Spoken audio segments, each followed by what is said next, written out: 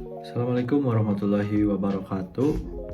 Perkenalkan, nama saya Rizky Mulia Pratama dengan NIM 101241162 dari jurusan Manajemen S1 dan kelas C624. Nah, di sini saya akan menjawab soal-soal evaluasi akhir semester dari mata kuliah Manajemen Ekonomi Mikro dan Makro.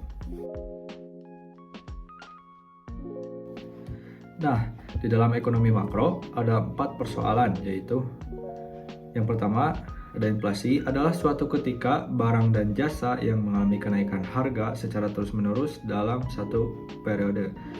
Inflasi dapat menurunkan daya beli masyarakat karena uang yang dimiliki jadi kurang bernilai. Terus selanjutnya yang kedua, pengangguran. Ada pengangguran terjadi saat seorang yang mampu dan ingin bekerja tetapi tidak memperolehnya atau belum mendapat pekerjaan. Yang ketiga, ada pertumbuhan ekonomi, merupakan peningkatan kemampuan suatu negara yang menghasilkan barang dan jasa dari waktu ke waktu. Yang keempat, ada neraca pembayar internasional, adalah catatan seluruh transaksi ekonomi dalam suatu negara dengan negara lain.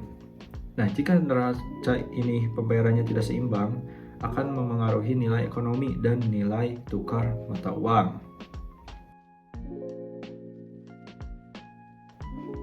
Nah, A. Pendapatan nasional adalah totalnya nilai suatu barang dan jasa yang dihasilkan suatu negara pada jangka waktu yang tertentu. Digunakan sebagai indikator buat mengetahui tingkat ekonomi dan kesejahteraan dalam negara. Lalu yang B, ini ada 2 poin. Yang pertama, metode pendapatan. Metode ini menghitung pendapatan nasional dengan menjumlahkan seluruh pendapatan faktor produksi, seperti upah, bunga modal, sewa tanah, laba, dan lain-lain. Lalu yang kedua, ini ada metode pengeluaran. Nah, metode ini yaitu menghitung pendapatan nasional berdasarkan pengeluaran yang dilakuin pada rumah tangga, perusahaan, pemerintah, dan sebagainya. Oke, inflasi itu adalah kenaikan harga suatu barang dan jasa secara umum ya, dengan berlangsung secara terus-menerus.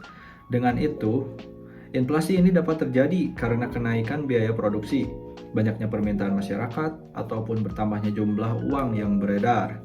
Nah, menurut saya, inflasi ini perlu dikendalikan karena menyebabkan turunnya daya beli masyarakat, meningkatkannya biaya hidup, tabungan, serta mengganggu stabilitas ekonomi. Nah, cara agar tidak terjadi inflasi yaitu dengan mengendalikan jumlah uang yang beredar melalui kebijakan moneter, juga dengan meningkatkan produksi barang dan jasa supaya kebutuhan masyarakat ini cukup terpenuhi, serta menjaga distribusi barang tetap lancar.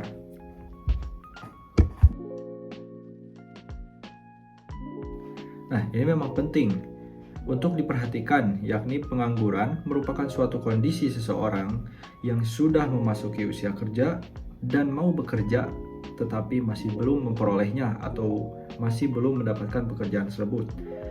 Dan ini sangat penting karena dapat memengaruhi ekonomi di suatu negara. Nah, dampaknya adalah meningkatkannya angka kemiskinan dan kesenjangan sosial. Yang kedua, pendapatan masyarakat menurun karena orang-orang tidak memiliki sumber penghasilan.